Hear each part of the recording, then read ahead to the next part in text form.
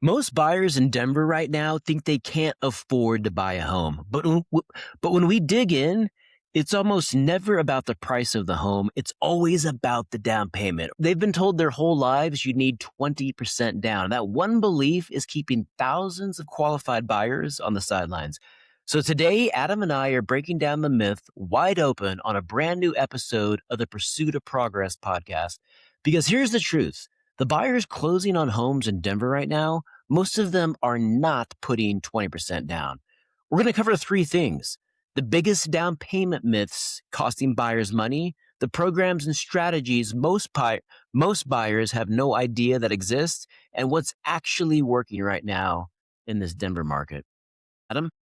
Yeah, what's up, Ben? Yeah, this is going to be a good one. We're actually, for everybody listening, we're actually getting ready to do a webinar on this tonight, Yes, right we are. afterwards. So we wanted just to share a few of the important aspects of the webinar with you guys on the podcast. But definitely, if that interests you at all, if what we're talking about today is really speaking your language, make sure you guys check out the next live webinar. We host them at least once, if not twice a month. Go to denverwebinar.com and grab a free seat there. And we'll go a lot more in depth on there than we will today on the podcast. But Ben, I'd love to just first talk to you a little bit about the biggest down payment myths, because this is something that I think right now is more important than ever Yeah. because of this horrible word that starts with the letter A, that is affordability. And it's just crushing people's dreams. And oftentimes maybe doesn't need to, because there are some myths around needing maybe a little bit more than people think when it comes to their down payment. So let's just start there. Everybody always assumes they need to put 20% down to buy a home. And the reality is that's just not the case. What is it actually? If you had to kind of guess, would you say like there's an average percentage overall in the industry versus maybe just like what you see most commonly with your clients?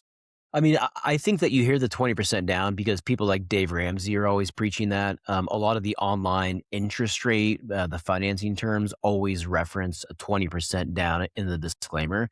And so I think that's kind of where that comes from. But most buyers, or at least a lot of buyers, especially first-time home buyers who have never gone through this, they don't always understand. And there are programs out there right now in Denver and in other markets where you can put minimum down. Minimum down on a conventional loan would be 5%. Minimum down on an FHA loan would be 3.5%. There's also reduced down payment. Usually that's going to be restricted based off of the area median income. But in some cases, for conventional loan, you can put as little as 3% down.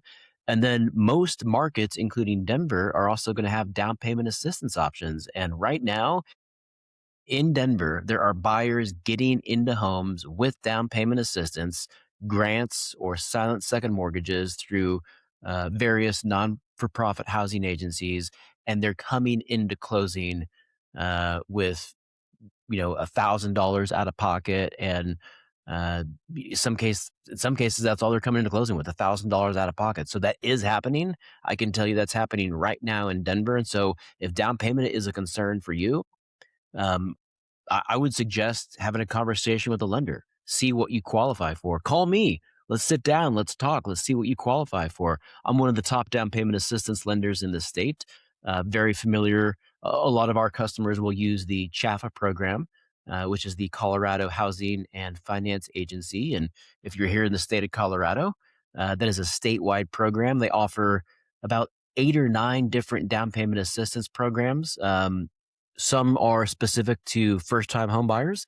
They also have a first-generation buyer, but they have several programs, 6 or 7, that are available to anyone. You don't have to be a first-time home buyer. And so if this speaks to you, and if you've declared that you want to buy a home this year, but you're concerned about your down payment, there are options right now. And what's great about these programs is that the income limits are very, very high because Denver is a high cost market. And so a lot of these programs have income limits that are at 160, 170,000 or more. That was what my question was going to be is, it's one thing for first time home buyers, but what about, a lot of other people that are also just feeling the pinch right now of affordability, and maybe they've owned a few homes in the past, maybe they're renting at the moment, and they, or also just at a point where they really aren't able to buy a home right now with a large down payment, and they really want to make this a reality, but they are a little bit higher of an incomes. 160, 170,000. That's great. And that's for household income or per person? I guess household, I would assume, right?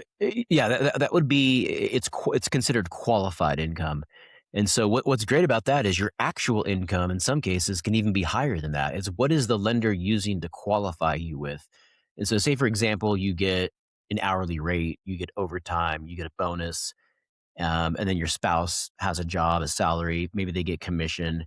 Some of that variable income you can leave off. And so, even if your total income is greater than the income limit, as long as your qualified income, so maybe we're not using the overtime or the bonus or the commission income, as long as that qualified income is less than the income limit, you are eligible. Now, there are a couple programs that go off of household income, which is the total income of the household.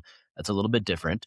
But that's what's great about these programs is that the income limit is way above the area median. I think in Denver right now, it's around 120,000 is our area median income. And yeah, these programs will go up to 160, 170,000. What I'm seeing is I'm seeing this scenario more and more where sellers are currently selling a property.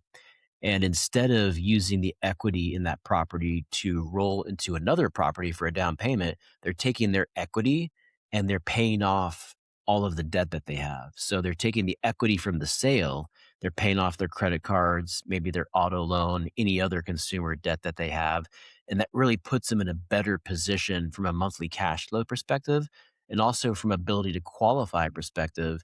And then they're going back and looking or considering a down payment assistance loan to cover the down payment. So scenarios like that, even if you are not a first time home buyer, even if you own a home right now and you're going to be selling that, there are options and you can utilize grants, silent second mortgages, reduced down payments, minimum down payment, and down payment assistance options.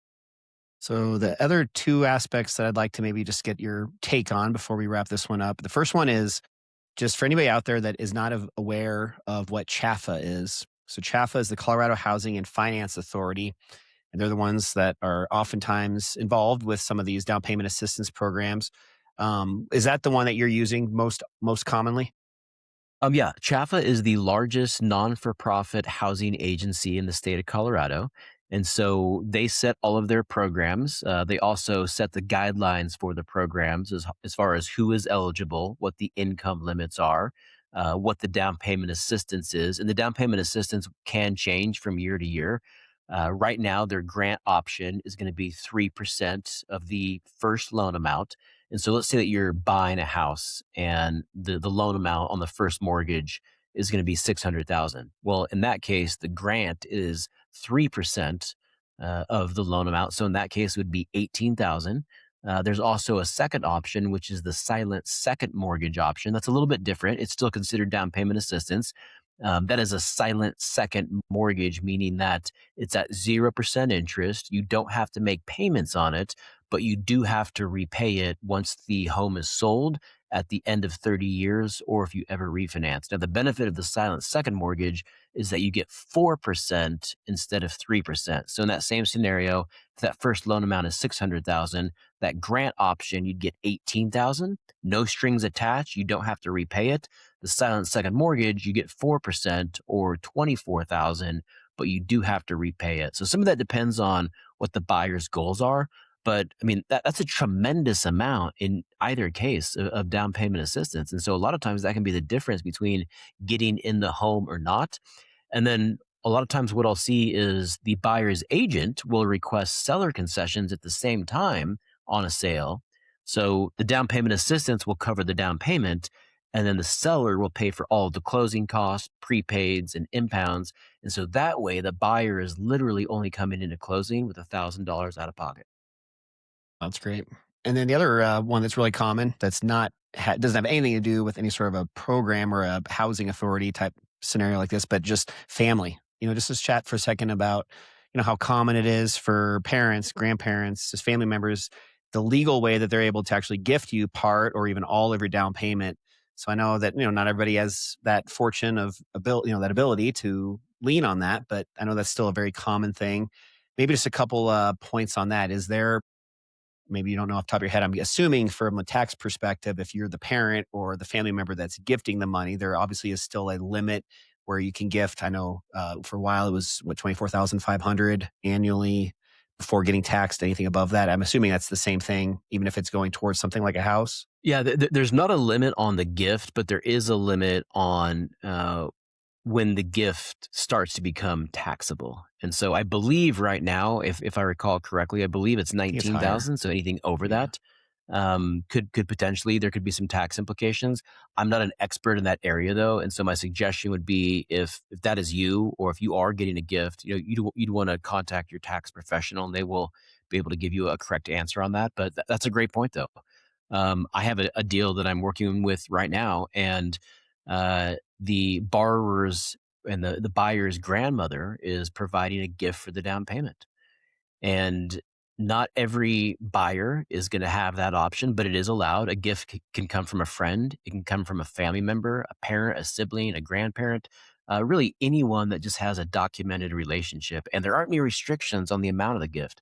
The gift could be for as little as $1,000 or cover the earnest money, or it could cover 20% or more. So there's no restrictions on the gift.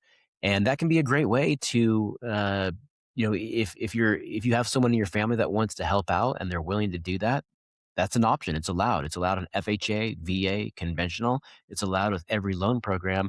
And then you can also, we're seeing more of this where family members are helping uh, young people qualify by co-signing on a mortgage, and that's very common as well, where you have a parent or a sibling or a grandparent co-sign on the mortgage with the primary applicant, so they can purchase. Yeah, it's great.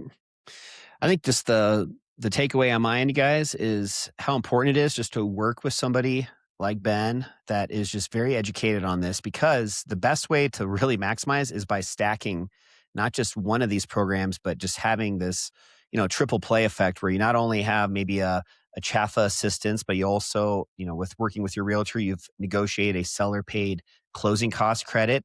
And then on top of all that, you also, the third one is that rate buy down where you're able to, Yeah. maybe negotiate during the inspection, getting some money back, maybe some items that you've identified during the inspection that you're objecting to. And rather than maybe that getting fixed, maybe they're giving you a dollar amount as a credit at closing, and you can use that towards a permanent or a temporary buy down, which all three of those stacked on top of one another. I mean, man, you're still definitely in a position to win, even in these, times like right now that are a little bit harder for a lot of us. It's so impactful and it's so powerful, Adam. And I think as a buyer, though, you have to dig up the courage to have the conversation and really seek out the professional help. Because if you don't share what those goals are or what your concerns, your lending professional, your real estate professional aren't going to be able to help you. So the first thing is just, and sometimes that can be a little bit intimidating to acknowledge, I might need some help with down payment, down payment, or I have some concerns about the monthly payment. I have a couple of first time home buyers, what you just said, that are closing next week. They're first time home buyers. They are getting a gift from their grandparents for the down payment. And then the seller is providing a seller credit for a 3-2-1 buy down. And so they're getting the down payment as a gift. The seller is providing a concession for the buy down. So their interest rate year one is going to be 3 full percentage points lower than what the note rate is. The note rate is in the low sixes. So for year one, they're going to have a interest rate in the low threes, and it's going to save them like $1,000 plus per month. And then in the low fours for year two, and then in the low fives for year three. So it's going to help them kind of ease into home ownership. And the great thing about these temporary buy downs, Adam, that we've talked about before, is that it's your money. And so if you get a buy down or a seller subsidy for 20,000, that money is actually placed in your escrow account. And if interest rates come down and you want to refinance, whatever that prorated balance is, you'll get it back. Or if you end up selling the property for whatever reason during the first 36 months, that money is your money. So whatever the balance is prorated for the first 36 months, you get all of that back. So it's just a great way to combat interest rate risk while taking advantage of lower monthly payments. Love that. Yeah, you said that very well. Got me interested in thinking through a few things on mine, not just hearing you say that. So that's great. Yeah. Cool. And Well, anything, but these are the conversations that, like, buyers don't know this stuff exists though. Like we're talking about, like down payment assistance is real. There are temporary buy downs. You can get a gift. There's other programs out there as well. well, for anybody that's curious, I know I am, just to learn a little bit more, even as a professional myself in this industry. Ben, what's the best way they can get a hold of you and maybe dig a little deeper on this? Yeah. My name is Benjamin Adams. I'm with North Point Bank. I'm a loan officer and a sales manager there out of our Littleton, Colorado office. My email address is benjamin.adams@northpoint.com. And my direct line is 602-904-2443.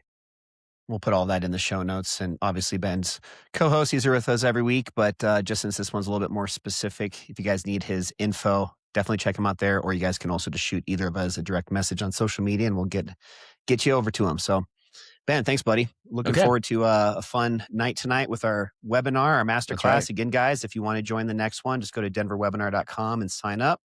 Ben, Love you guys. We'll see you next week. see you guys.